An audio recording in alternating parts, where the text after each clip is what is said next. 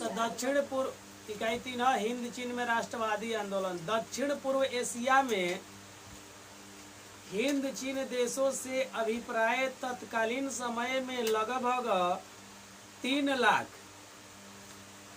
2.80 लाख लगभग हो गया वर्ग किलोमीटर में फैले उस प्रायद्वीपीय क्षेत्र से है जिसमें आज के वियतनाम, लाओस और कंबोडिया के क्षेत्र आते। इनकी उत्तरी सीमा म्यांमार एवं चीन को छूती है तो दक्षिण में चीन सागर और पश्चिम में म्यांमार के क्षेत्र पड़ते। प्राचीन काल से ही वियतनाम के तोंकिन एवं अनाम में चीन का प्रभाव था और दोनों प्रांत कई शताब्दियों तक चीन के करद राज्य थे। करद राज्य का मतलब समझा पड़ा करदरा कर्ज गुलामी में। वस्तुतः जब चीन में कोई शक्तिशाली शासक होता था तब इन प्रांतों को अपने कब्जों में ले लेता था एवं चीन की केंद्रीय सत्ता के कमजोर पड़ते ही ये क्षेत्र स्वतंत्र हो जाते थे। यद्यपि चीनी प्रभुत्व के बावजूद भी इस क्षेत्र के लोग ने अपनी अलग सांस्कृतिक पहचान के साथ साथ भाषा लिपि का भी विकास किया था। बौद्ध धर्म के साथ साथ कन्फ्यूशियस के दर्शन का भी पूरा प्रभाव उन क्षेत्रों पर था। दूसरी तरफ लाओस, कंबोडिया पर भारतीय संस्कृति का प्रभाव था।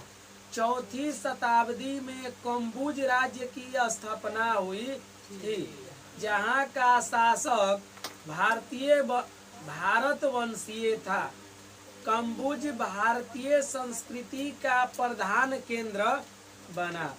12वीं शताब्दी में राज सूर्यवर्मा द्वितीय ने अंकोर मंदिर का निर्माण करवाया।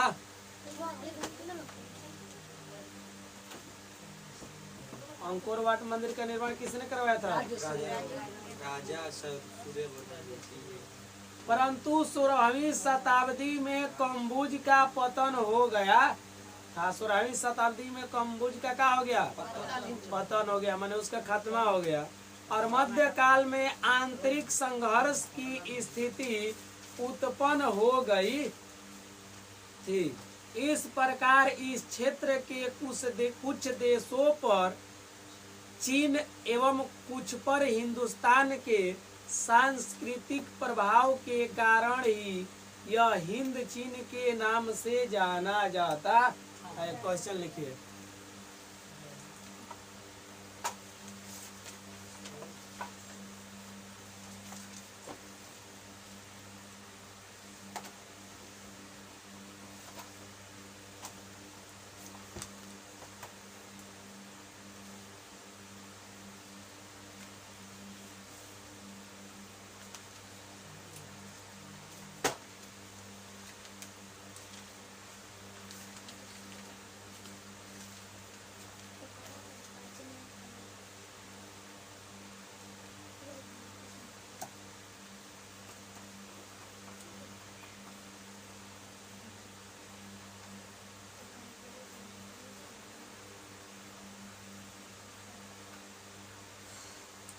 भले क्वेश्चन।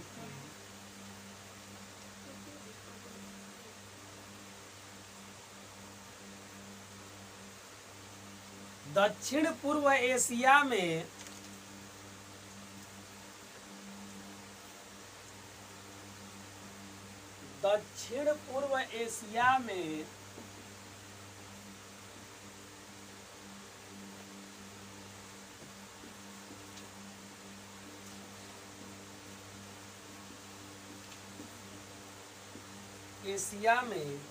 हिंद चीन देशों से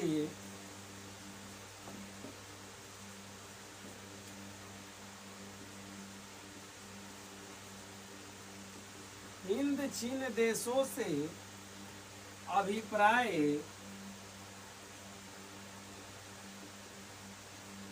तत्कालीन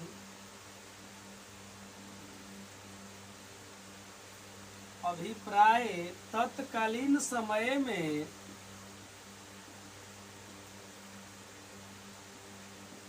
कितने लाख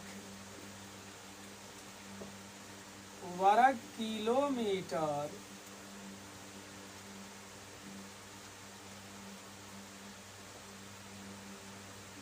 में फैले प्रायद्वीपीय क्षेत्र है।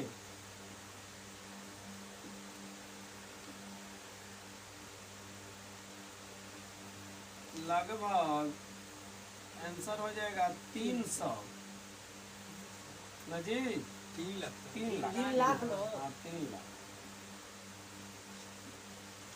वर्ग किलोमीटर। मूल रूप से 280।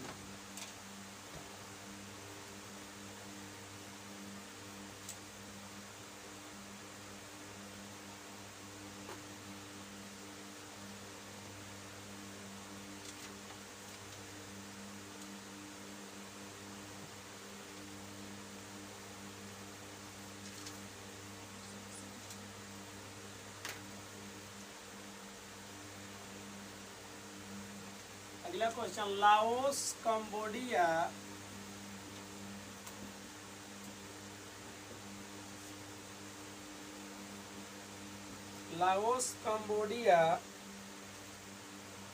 का सांस्कृतिक कैसा था?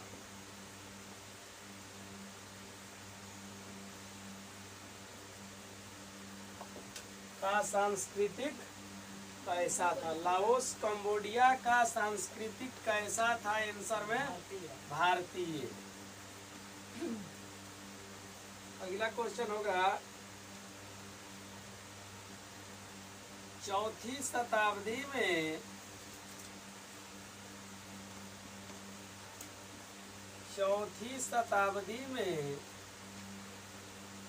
किस राज्य की स्थापना हुई?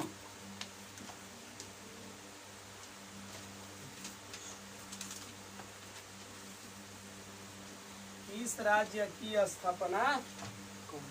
आंसर में कंबुज ना।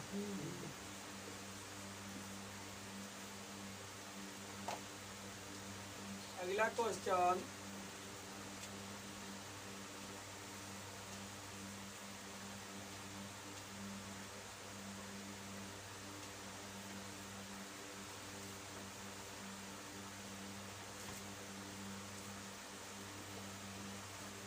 कंबुज का शासक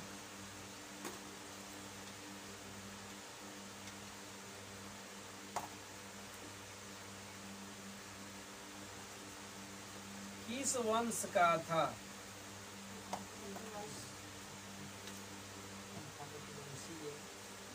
कंबुज का शासक किस वंश का? आंसर में भारतीय वंश दिया है ना।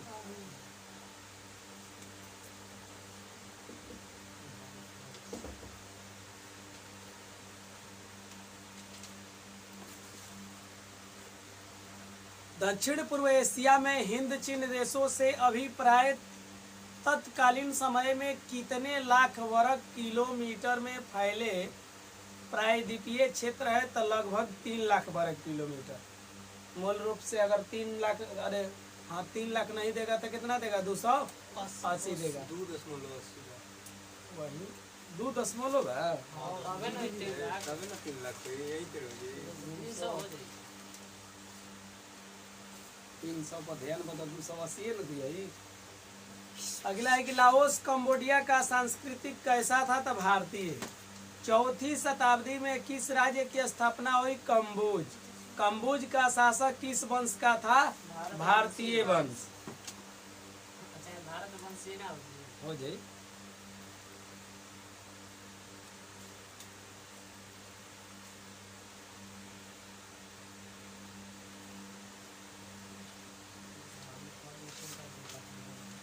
अगला क्वेश्चन,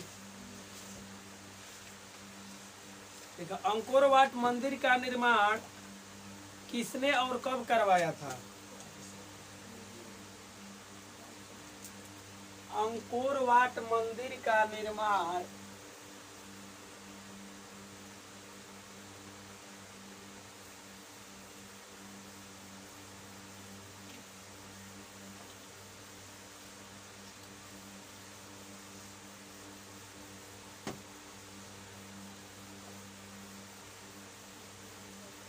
अंकोर वाट मंदिर का निर्माण किसने और कब करवाया था? तो आंसर डाल लीजिए।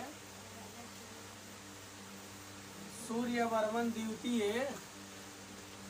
12वीं शताब्दी में जी। जी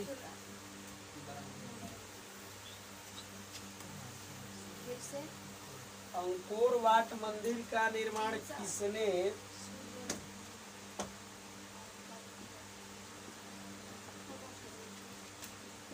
राजा सूर्यवर्मन द्वितीय वाट मंदिर का निर्माण किसने और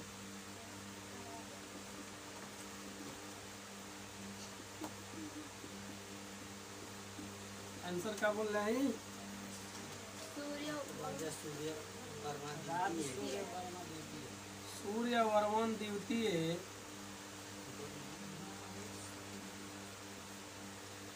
किस शताब्दी में? 12वीं शताब्दी।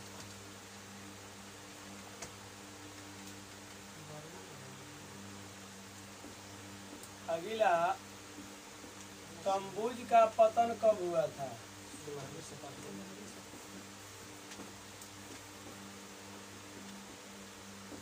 आंसर क्या हो जाएगा? 16वीं शताब्दी।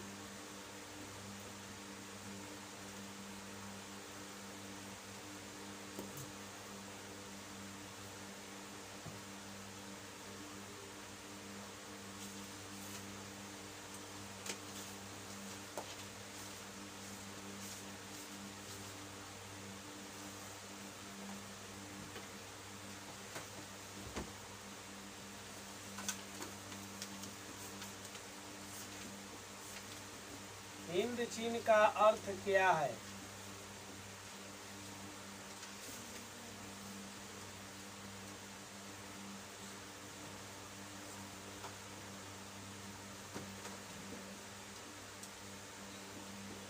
कुछ देशों पर चीन एवं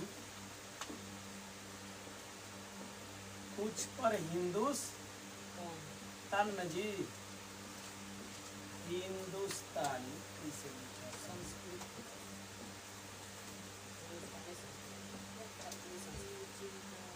हाँ भारतीय हो जाएगा। हिंदुस्तान के सांस्कृतिक प्रभाव के कारण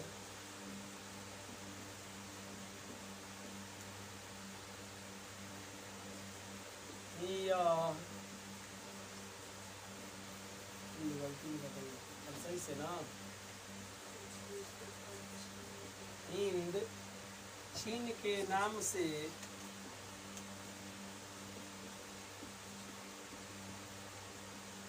जाना गया। कुछ देशों पर चीन एवं कुछ पर हिंदुस्तान के सांस्कृतिक प्रभाव के कारण ही यह हिंद चीन के नाम से जाना गया। थोड़ा हिंद, हिंदुस्तान और थोड़ा चीन।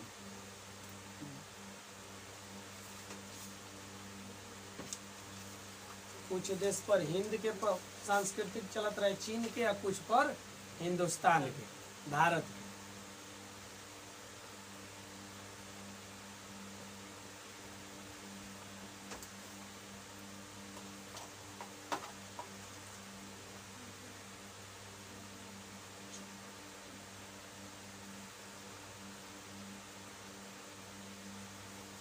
पंखा बंद करे गुलत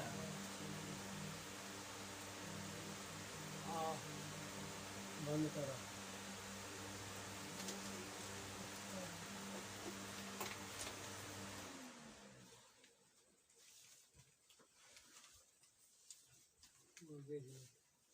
कोनो हाथवा कापत रहेगा देखे वाला कैसे सही उल्पना हो जाता है कभी कहता कि 1498 ईस्वी में वास्को डिगामा ने भारत से जुड़ने की चाह में जब समुद्री मार्ग ढूंढ निकाला तब पुर्तगाली ही पहले व्यापारी थे जो भारत के साथ साथ दक्षिणी पूर्व एशियाई देशों से जुड़े थे और 1510 ईस्वी में मलका को व्यापारिक केंद्र बनाकर हिंद चीन देशों के साथ व्यापार शुरू किया। उसके बाद स्पेन, डच, इंग्लैंड और फ्रांसीसियों का आगमन हुआ। इन कंपनियों में फ्रांसीसियों को छोड़कर किसी ने इन भूभागों पर अपना राजनीतिक प्रभुत्व कायम करने का प्रयास नहीं किया, लेकिन फ्रांस शुरू से ही इस दिशा में प्रयासरत रहा। 17वीं शताब्दी में बहुत से फ्रांसीसी व्यापारी पादरी हिंद चीन पहुंच गए। सन 1747 ईस्वी के बाद से ही फ्रांस अनाम में रुचि लेने लगा। 1787 ईस्वी में कोचिन चीन के शासक के साथ उसे संधि का मौका मिला, हाथ मिलाने का मौका मिला, लेकिन अभी तक फ्रांसीसी अपनी ताकत का प्रभुत्व नहीं जमा पाए थे। और 10वीं है ना, 19वीं, अरे तो 10 लिख ले भाई ना। और 19वीं शताब्दी में अनाम कोचिन चीन में फ्रांसीसी पादरियों की बढ़ती गतिविधियों के विरुद्ध उग्र आंदोलन हो रहे थे। फिर भी 1862 ईस्वी में अनाम को सैन्य बल पर संधि के लिए बाध्य किया गया। उसके अगले वर्ष कंबोडिया भी संरक्षण में ले लिया गया और 1783 में तोंकिन में फ्रांसीसी सेना का प्रवेश हुआ। इसी तरह 20वीं शताब्दी के आरंभ तक हिंद चीन फ्रांस की अधीनता में आ गया। क्वेश्चन बोली नाम का होते सर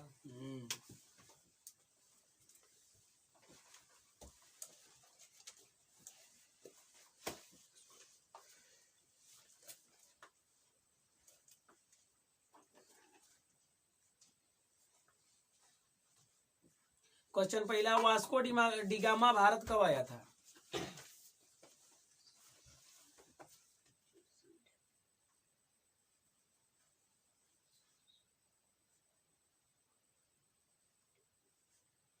वास्को डिगामा भारत कब आया था? वास्को डिगामा भारत का रहने वाला तो नहीं था ना, जो पुर्तगाली था। वास्को डिगामा भारत कब आया था? 1498। ये निकला था अमेरिका को खोजने के लिए, खोज दिया भारत को। कोलंबस निकला था भारत को खोजने के लिए, खोज दिया अमेरिका को।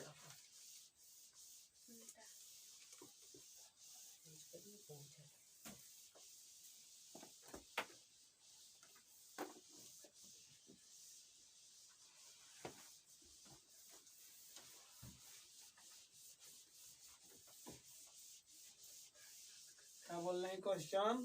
वास्को डिगामा भारत कब आया था? वास्को डिगामा भारत कब आया था? क्वेश्चन लिखी। वास्को डिगामा भारत कब आया था? आंसर हो जाएगा 1498। अगला क्वेश्चन, वास्को डिगामा कहाँ का निवासी था? आंसर पुर्तगाल न जी, पुर्तगाली था।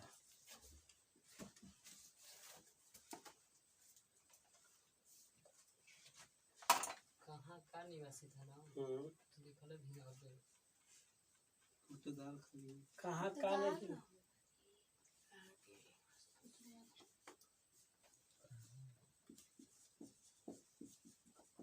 अरे पुर्तगाले भाई, पुर्तगाली लिख देंगे तो का दिक्कत बा। पुर्तगाली था।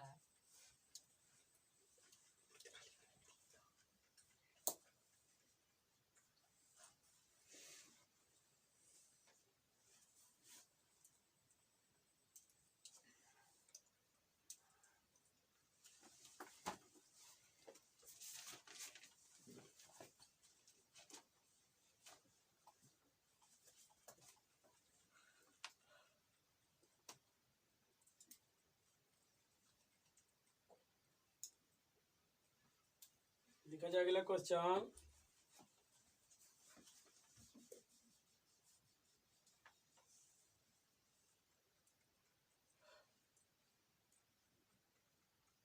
वास्को डी गामा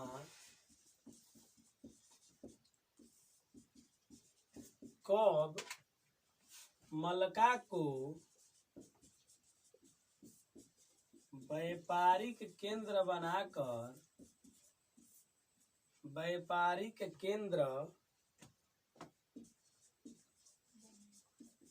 बनाकर हिंद चीनी देशों के साथ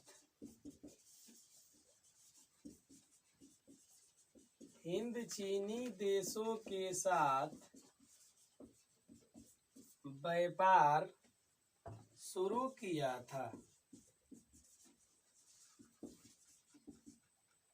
आंसर 1510 ईस्वी ना। अगला क्वेश्चन,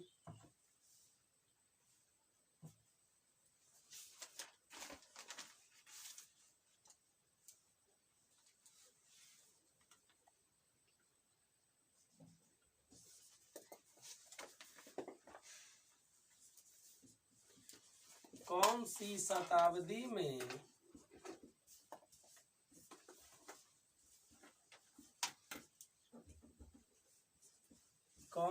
शताब्दी में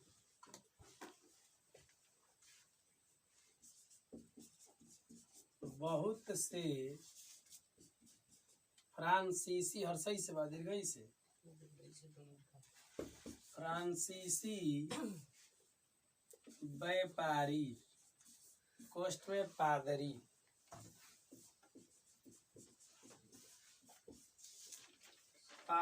फ्रांसीसी व्यापारी ना देवेला न, पादरी देवेला। पादरी हिंद चीन पहुंच गए। आंसर में का हो जाए? 17वीं शताब्दी दिले बा।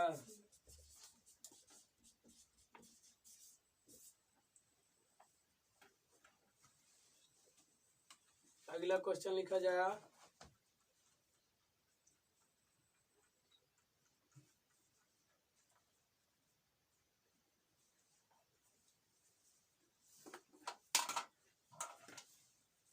फ्रांस के कौन शहर रहे आनाम?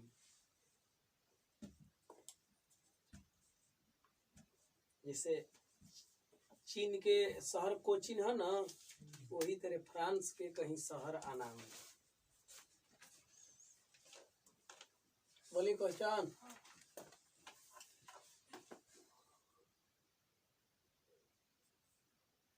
कितने सन के बाद से कितने ईस्वी सन के बाद बोले चार, अच्छा लिखा कौन दिक्कत, कितने सन के बाद से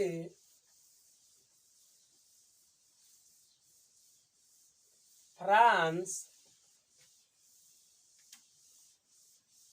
अनाम में रुचि लेने लगा?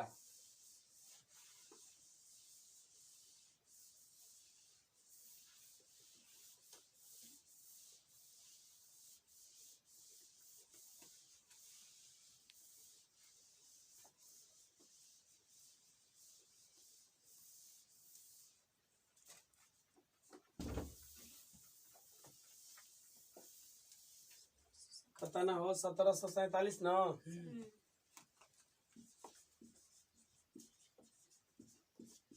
कितने सन के बाद से फ्रांस अनाम में रुचि, अनाम ठीक लिख ले भाई ना, लेने लगा। तो का भइल आंसर 1747 ना। कौन 1947 के तो बोला था। 47 इंडिया आजादी है। के बोल रहे हैं? के तो बोलले ह। कितने ईस्वी सन में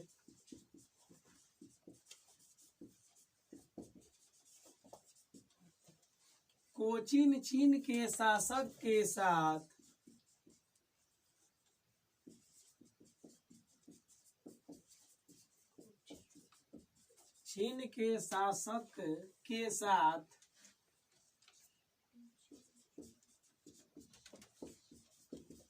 उसे संधि का मौका मिला।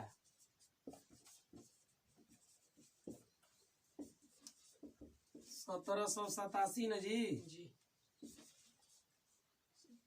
उसको संधि का मौका मिला।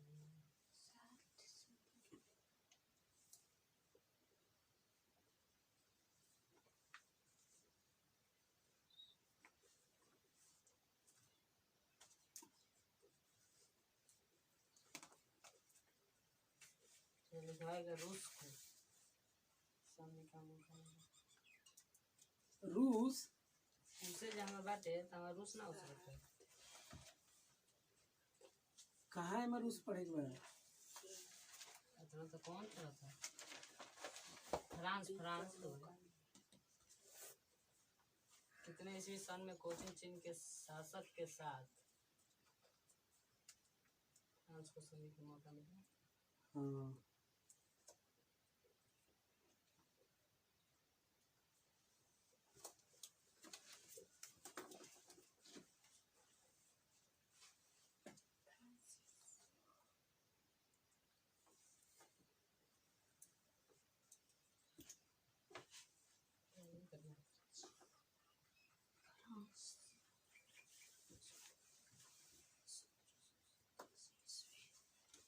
जी का गलती होता ना के साथ फ्रांस को संधि का मौका मिला।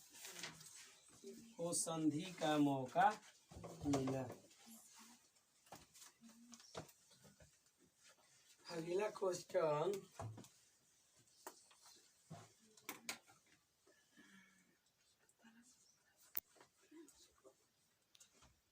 1783 ईस्वी में 1783 ईस्वी में फ्रांसीसी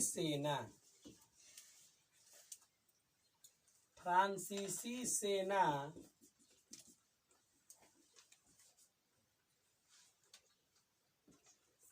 का प्रवेश कहाँ हुआ था?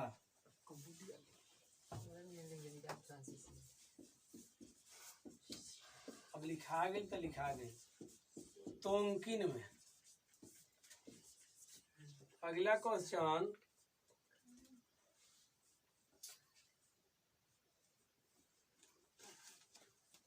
तोंकिन तो के ऊपर बिंदु बा। ठीक है। तोंकिन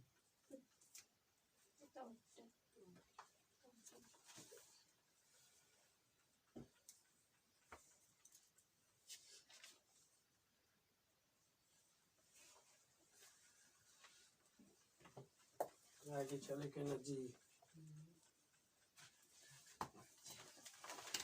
कहता फ्रांस द्वारा उपनिवेश स्थापना का उद्देश्य क्या था? तब फ्रांस द्वारा हिंद चीन को अपना उपनिवेश बनाने का प्रारंभिक उद्देश्य डच एवं ब्रिटिश कंपनियों के व्यापारिक प्रतिस्पर्धा का सामना करना था। भारत में फ्रांसीसी कमजोर पड़ रहे थे। चीन में उनकी व्यापारिक प्रतिद्वंदिता मुख्य रूप से इंग्लैंड से था। अतः सुरक्षात्मक आधार के रूप में उन्हें हिंद चीनी क्षेत्र उचित लगा, जहां खड़े होकर वे दोनों तरफ भारत एवं चीन को कठिन परिस्थितियों में संभाल सकते थे। दूसरे, औद्योगिकरण के लिए कच्चे माल की आपूर्ति उपनिवेशों से होती थी एवं उत्पादित वस्तुओं के लिए बाजार भी उपलब्ध होता था। तीसरे, पिछड़े समाजों को सभ्य बनाना विकसित यूरोपीय राज्यों का स्वघोषित दायित्व था। फ्रांसीसियों ने प्रारंभिक शोषण व्यापारिक नगरों एवं बंदरगाहों से शुरू किया था। उसके बाद उन्होंने भीतरी ग्रामीण इलाकों में किसानों का शोषण करना शुरू किया।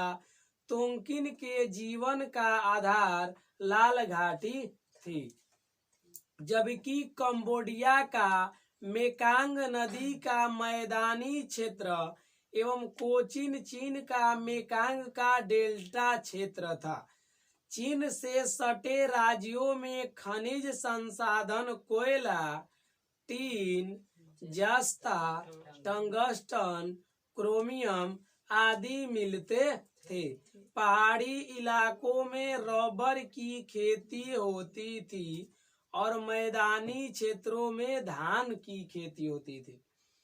सर्वप्रथम फ्रांसीसियों ने शोषण के साथ साथ कृषि की उत्पादकता बढ़ाने के लिए नहरों का एवं जल निकासी का समुचित प्रबंध किया और दलदली भूमि, जंगलों आदि में कृषि क्षेत्र को बढ़ाया जाने लगा। इन प्रयासों का ही फल था कि 1931 ईस्वी तक वियतनाम विश्व का तीसरा बड़ा चावल निर्यातक देश बन गया। रबर बागानों, फार्मों, खानों में मजदूरों से एक तरफा अनुबंध व्यवस्था पर काम लिया जाता था। जमींदारी अपने विकृत रूप में आ चुकी थी। हालांकि इसी दौरान पूरे उत्तर से दक्षिण हिंद चीन तक संरचनात्मक विकास तीव्र गति पर रहा एवं एक विशाल रेल नेटवर्क एवं सड़क का जाल सा बिछ गया। परंतु किसानों एवं मजदूरों का जीवन स्तर गिरता जा रहा था, क्योंकि सारी व्यवस्था ही शोषण मूलक की थी। जहाँ तक शिक्षा का प्रश्न था, अब तक परंपरागत स्थानीय भाषा अथवा चीनी भाषा में शिक्षा पा रहे लोगों को अब फ्रांसीसी भाषा में शिक्षा दी जाने लगी। चीन के छोड़ के फ्रांसीसी भाषा दिहल गए। परंतु इस क्षेत्र में बसने वाले फ्रांसीसियों को शिक्षा के प्रसार के सकारात्मक प्रभावों का डर था। अतः आम लोगों को शिक्षा से दूर रखने का प्रयास किया जाने लगा। इसके लिए स्कूल के अंतिम साल की परीक्षा में प्रायः अधिकतर स्थानीय बच्चों को फेल कर दिया जाता था। सोच लो, फेल कर दिया जाता है कि आगे बगल विकास ना हो। निपड़ हो जी, बताबे ना काम करबो, ना काम करबो तो कैसे काम चली। स्थानीय जनता एवं इनोसलिए होला भाई एवं कोलोनों की सामाजिक स्थिति में आसमान जमीन का अंतर था और 1920 के दशक तक आते आते छात्र छात्राएं राजनीतिक पार्टियां बनाने लगे थे। हनोई विश्वविद्यालय का बंद किया जाना फ्रांसीसी शोषण की पराकाष्ठा थी।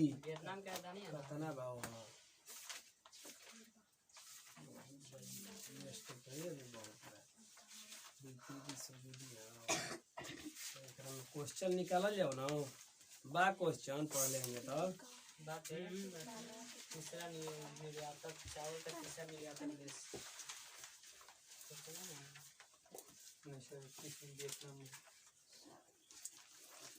बोली क्वेश्चन कहाँ बात 4 रुपये में है तब पता चली भारत में राष्ट्रवाद 15 हो 15 का भारत में है क्वेश्चन लिखो 15 हो 15 देख लो तो भारत और बढ़िया पर पड़े फिर भारत में एक बढ़िया तोंकिन के जीवन का आधार क्या था तोंकिन के जवनाक पलू को तो उहे बोल दे चला जाओ बीचवा में केना बोलबा जा कौन क्वेश्चन बा डेल्टा क्षेत्र नहीं था पढ़े हैं ना जी हाँ तोंकिन के जीवन का आधार क्या था 3 क्वेश्चन हो बाबा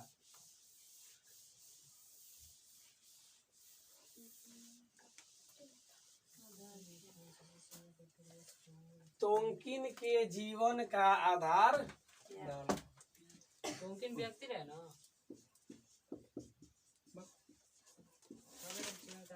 तोंकिन के जीवन का आधार क्या था व्यक्ति पर कोई अपना राज्य जमावेला राज्य रहे चाहे देश रहे। आंसर का हो जी डेल्टा क्षेत्र क्वेश्चन नहीं लिखा बोल तोंकिन के बारे में पढ़ लतन का लिखाल बेटा 1783 से लाल घाटी न हुई लाल घाटी दिल बा अच्छा लाल घाटी वो तो कोचिंग चीन मैदानी चीजों का आधार ना कहाँ दिया है जी एकरा नीचे लेंगे लाल घाटी ना हाँ ठीक है लाल घाटी अगला क्वेश्चन का बा एकरे में कंबोडिया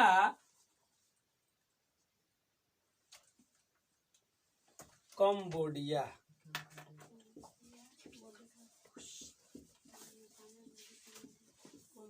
कंबोडिया के जीवन का आधार क्या था तो हो जी का लिखे के बाद क्या था तो लिख रहे बनी का था आंसर में मेकांग नदी का मैदानी क्षेत्र मेकांग नदी का मैदानी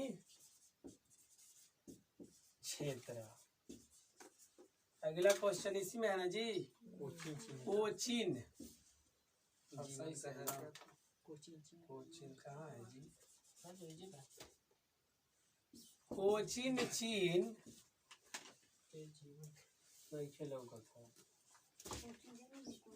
के जीवन का आधार क्या था एक रे ना डेल्टा क्षेत्र आंसर मेकांग का डेल्टा अच्छा मेकांग का डेल्टा क्षेत्र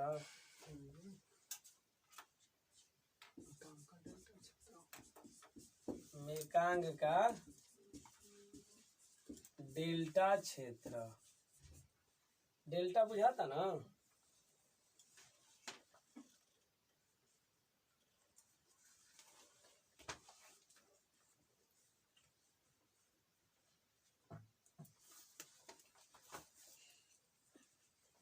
अगला क्वेश्चन लिखो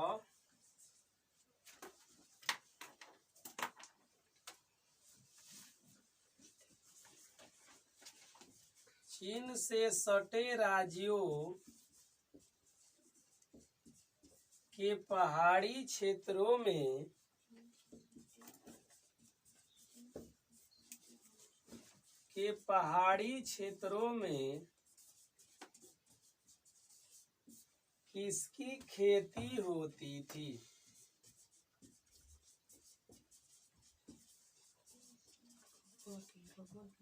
आंसर में रबर पहाड़ी क्षेत्र में रबर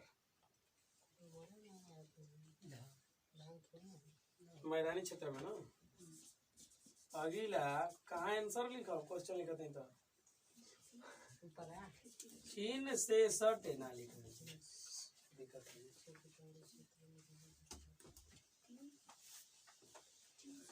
बराबर हो गई चाहे क्वेश्चन लिखा जाए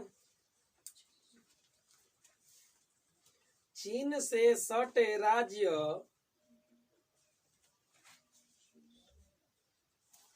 चीन से सटे राज्य के मैदानी क्षेत्रों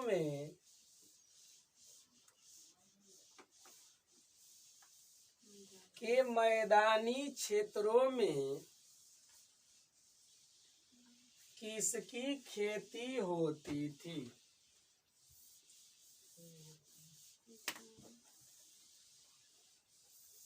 किसकी खेती होती थी? क्या हो जाएगा? एक क्वेश्चन नहीं छूटना चाहिए आप लोग को, अगर आ जाता है तो, क्योंकि स्टेप बाय स्टेप एकदम क्वेश्चन लिखाया जा रहा है। छूट जाएगा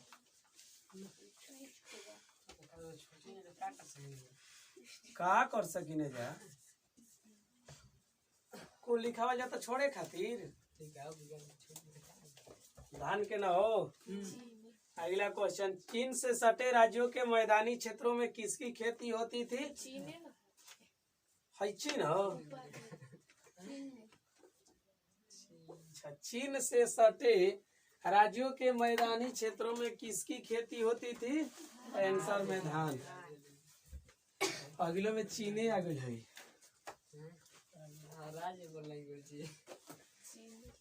आगे क्वेश्चन लिखल जाओ।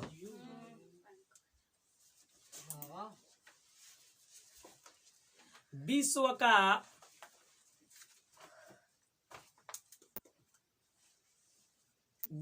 का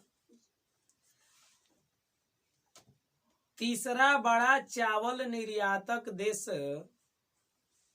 विश्व का तीसरा बड़ा चावल निर्यातक देश, हमरो लिखे निर्यातक देश कौन और कब बना था? कौन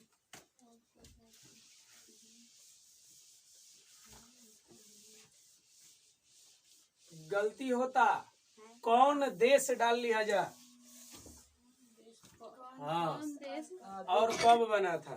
देश दो लिखा देश बोलने बनेगा हमरा याद बनी देश कौन देश है? अच्छा देश बोलने बनी कर मतलब देश कौन। चलो तब ठीक है। क्वेश्चन बोला क्या बोलने बनी? विश्व का तीसरा बड़ा चावल निर्यातक देश कौन और कब? विश्व का तीसरा तीसरा हर सही से रही ना, तीसरा बड़ा चावल निर्यातक ना जी, मतलब चावल भेजने वाला ना। हाँ निर्यात करने वाला निर्यातक देश कौन और कब बना था? आंसर का हो जाएगा वियतनाम। वियतनाम और कब? 1931 में। कब? तो 1931 में। अगला क्वेश्चन लिखा जाए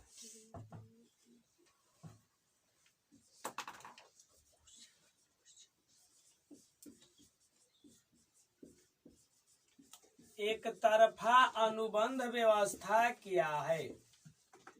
एक तरफा अनुबंध व्यवस्था क्या है? एक तरफा अनुबंध व्यवस्था क्या है? आंसर लिखा जा एक तरफा अनुबंध व्यवस्था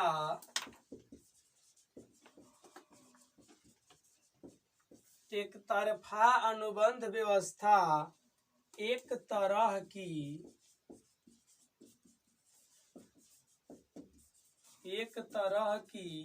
बंधुआ मजदूरी थी। बंधुआ मजदूरी थी। वहाँ वहाँ मजदूरों का कोई अधिकार नहीं था। इसी में वहाँ मजदूरों का कोई अधिकार नहीं था।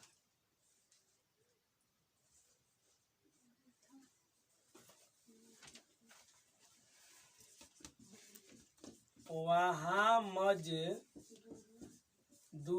का कोई अधिकार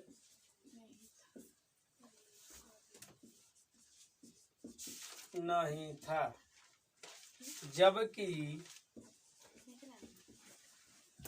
मालिक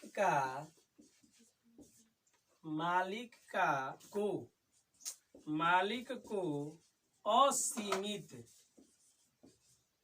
असीमित अधिकार प्राप्त था।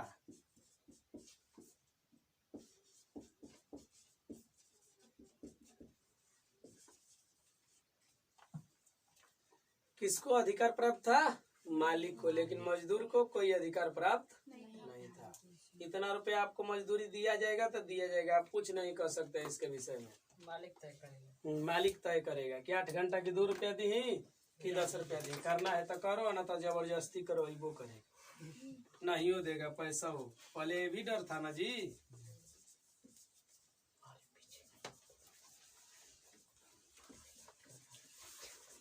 अब कोई करवा ली बढ़िया जी हो। हिंद चीन में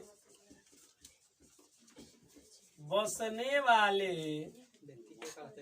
फ्रांसीसी क्या कहे जाते थे? हिंद चीन में बसने वाले फ्रांसीसी क्या कहे जाते थे? आंसर का हो जाएगा कोलोन। कोलोन ना, कोलोन। हाँ कोलोन। बस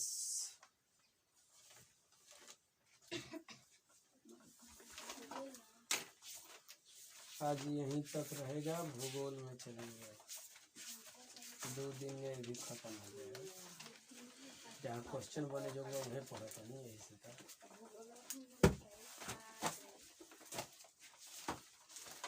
कोरोना के बाद आगे चलेंगे।